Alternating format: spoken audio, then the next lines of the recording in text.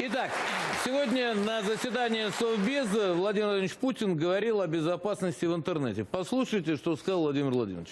Отмечу то, что ряд стран уже фактически поставили информационные технологии на военную службу, формируют свои кибервойска, а также активно используют информационное поле для ослабления конкурентов, для продвижения своих экономических и политических интересов, для решения геополитических задач в целом, в том числе в качестве фактора так называемой мягкой силы. Ну и что нам с этим делать? Призывали. Слушайте, ну можно сколько угодно это все, так сказать, обсуждать, но с интернетом повторяется примерно та же история, как и с подавляющим большинством любых технологических новинок, особенно там в сфере коммуникаций.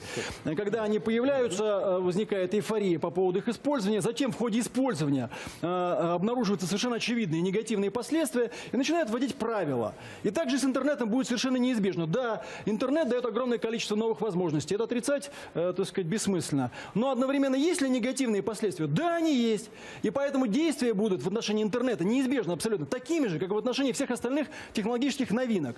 То, что полезное, то будет поддерживаться и развиваться, вредное будет ограничиваться и запрещаться. Можно по этому поводу сколько угодно вот приводить абсурдных примеров, там, а вот если мальчик написал, а вот если девочка подумала и так далее, все равно, независимо от того, что мы здесь говорим, все равно мы придем к тому, что придется запрещать и ограничить. Вопрос лишь в балансе, да, и в том, что будет работать, что не работает. При этом, конечно, люди, которые будут в интернете, они будут обходить эти запреты настолько, насколько не смогут. А люди, которые будут ограничивать и запрещать, будут придумывать новые способы для того, чтобы они их не обходили. Это процесс совершенно, как бы, ну, он, так сказать, неизбежный, с одной стороны, может быть, даже бесконечный. Но не ограничивать интернет и вообще не контролировать просто не получится. В том числе почему? Потому что интернет — это не просто лампочка или автомобиль или прочее-прочее.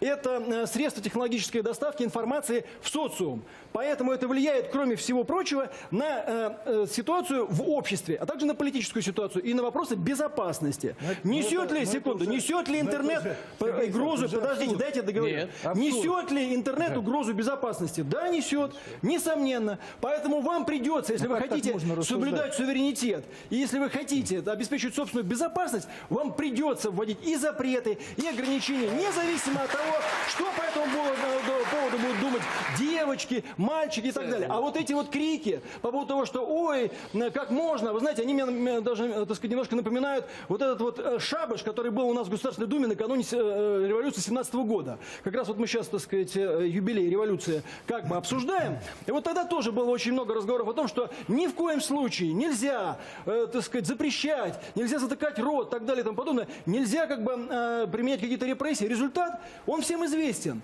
Он всем известен. Вы хотите такого результата просто ради того, чтобы какая-то, так сказать, кучка экзальтированных людей свои, в том числе, комплексы в интернете выражала? Я не хочу, не говоря уже о том, что действительно ситуацию в интернете, я имею в виду общественно-политическом интернете, все-таки в значительной степени контролируют, ну, скажем так, наши контрагенты из-за рубежа. Потому что оппонентами, то есть этими партнерами, как у нас принято называть, я их называть не хочу. Они реально, ну, как минимум оппоненты, как максимум откровенные враги. И они с помощью интернета, хотите, не хотите, залезают в каждую голову непосредственно, да, минуя границы. Это совершенно новая ситуация с суверенитетом, потому что ограничивать его так невозможно. Давайте начнем. Вы не слышали, что было сказано на съезде коммунистической партии, когда было сказано председателем МСИ, что мы добьемся чистого, честного, управляемого интернета. Ну, я еще, пожалуйста, кроме всего прочего, эти люди, два слова буквально, вы говорите о людях, носителях, так сказать, да, вот каких-то деструктивных идей, они пользуются интернетом.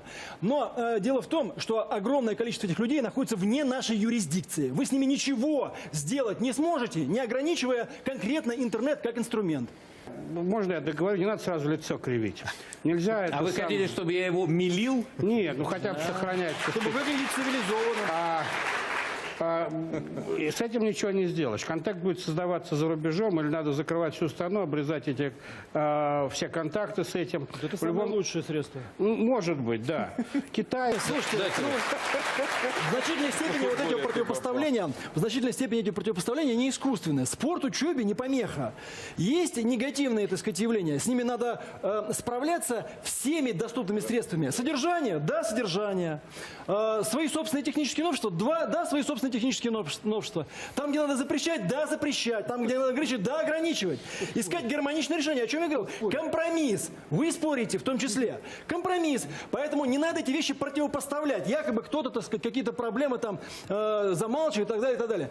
Там, где это нужно делать, это придется делать разными способами, всеми доступными. Вот и Вот все. в самом конце я хочу Вы вам с этим и поставить спорите.